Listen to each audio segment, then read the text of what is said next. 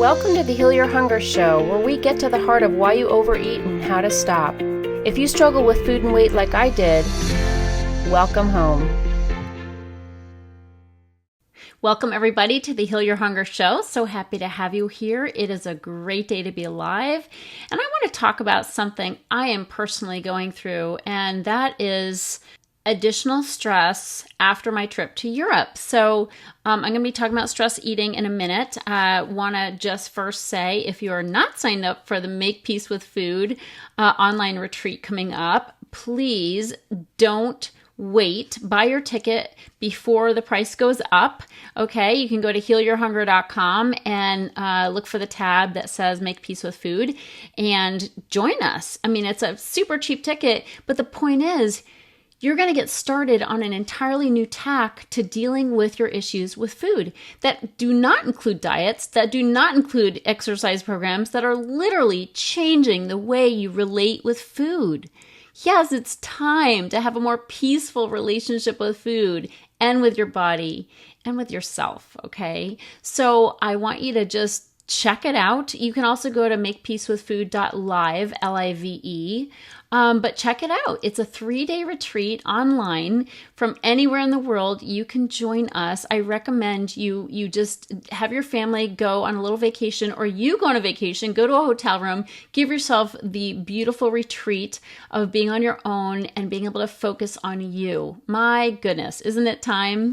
Join us. This is a transformational experience. It is something you want to be there for, be there live, connect with other women who struggle with food and weight, who know what it's like to be powerless over a cookie, because, isolation and loneliness plays a big part in our overeating. Feeling like we're the only ones who have ever done the things we've done with food, who have ever binged to the point of feeling totally sick, and when you get in a group of women online in breakouts, sharing your heart, being able to talk about kind of the funny things we do with food, the funny thoughts that we've had, and the common experiences that we've all had. Oh my gosh, it is so healing.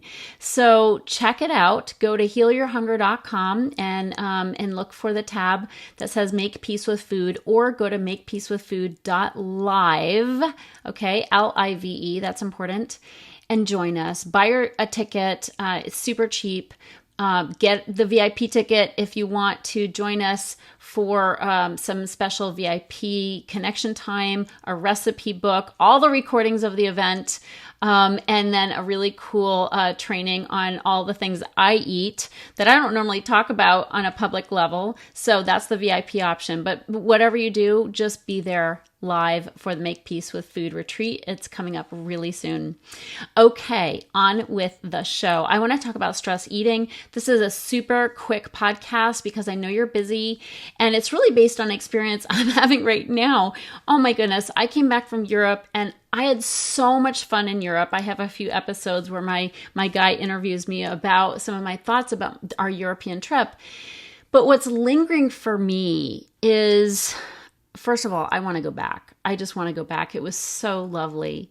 I wasn't exactly on vacation. I worked part-time while I was gone, but it was tricky. I'm 8 or 9 hours ahead, depending on whether I was in England or in other EU countries.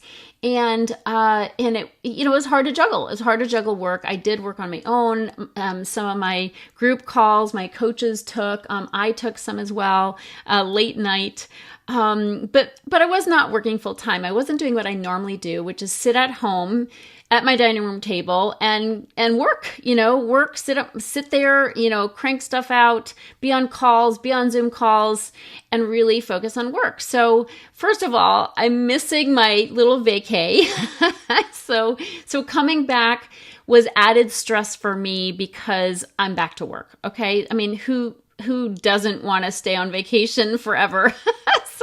So there's added stress of just being in my workday, and what I've noticed is that I'm not hungrier, but I'm more tempted to eat or like be super anxious for the next meal. Like when is lunch coming after all? Can I eat at 11? Can I eat at 11:30? So, hey guys, I'm an emotional eater still. I love to eat. I love to think about what's coming next. I'm not obsessed, but because I'm a little bit stressed because I'm back to work and we have this big event coming up, I notice that I'm thinking about food just a little bit more, looking forward to my meals, hoping they're coming soon. Of course, I'm on the 3-meal magic plan, which has saved my bacon so many times, and I'm so grateful for that, because when it's not mealtime, it is not mealtime.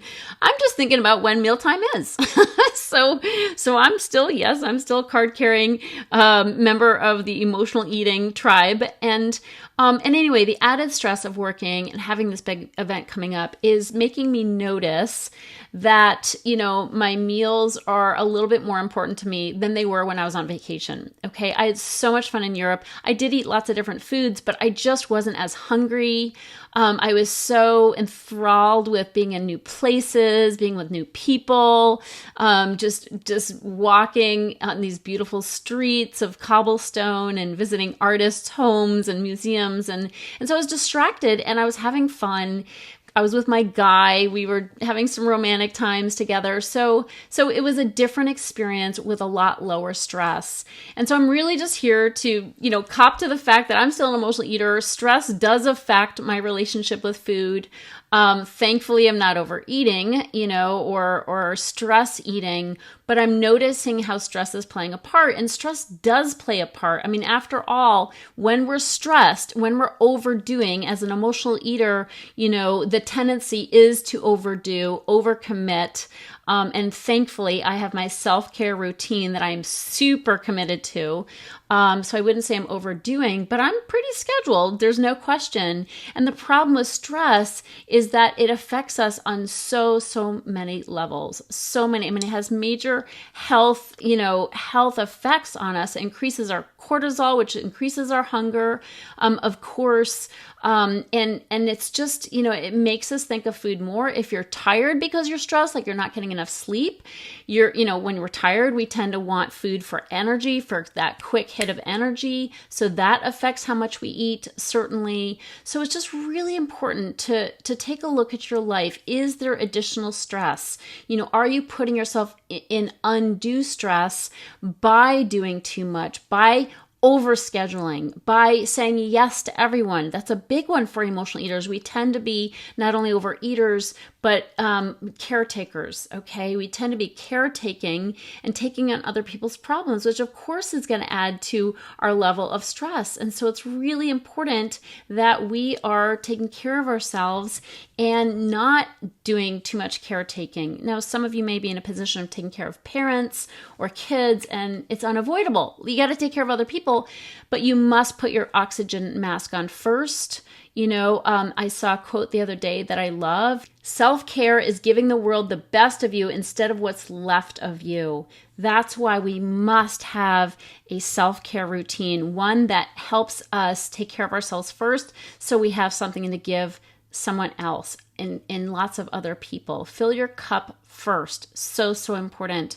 So this is just a friendly reminder, short and sweet. I need the reminder as much. Okay. So that's really what this podcast is about. I'm here to remind myself to not put too much on my plate, so to speak, and to acknowledge, and becoming aware of our stress level is so important. I am hereby acknowledging that I'm no longer on vacation, and that has added a little bit more stress to my day, which adds a little bit more interest in food. Like automatically as an emotional eater, so I have to watch for that. I have to watch for not eating too much or stress eating.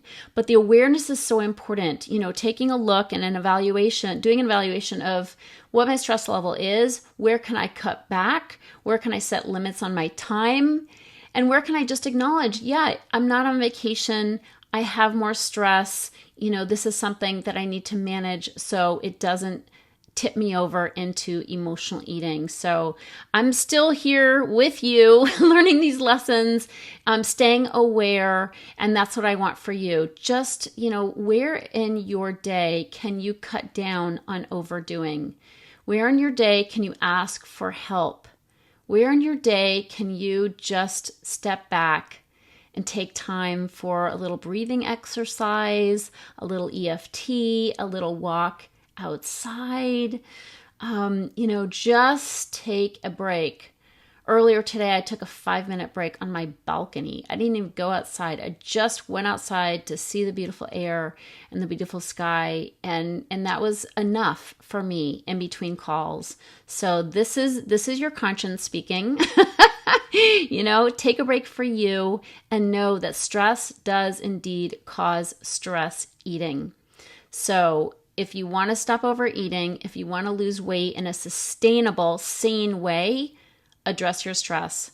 So much more doable than changing your diet or jumping from one diet to the next. De-stress and eat less. That's my message for today. Sending you so much love. We're in this together, friends, and I can't wait to see you at the Make Peace with Food retreat. It's going to be so much fun, and you deserve that time to focus on you. See you soon. If you enjoyed this podcast and want to get free support, insider health info, exclusive invites to events, and more, visit healyourhunger.com.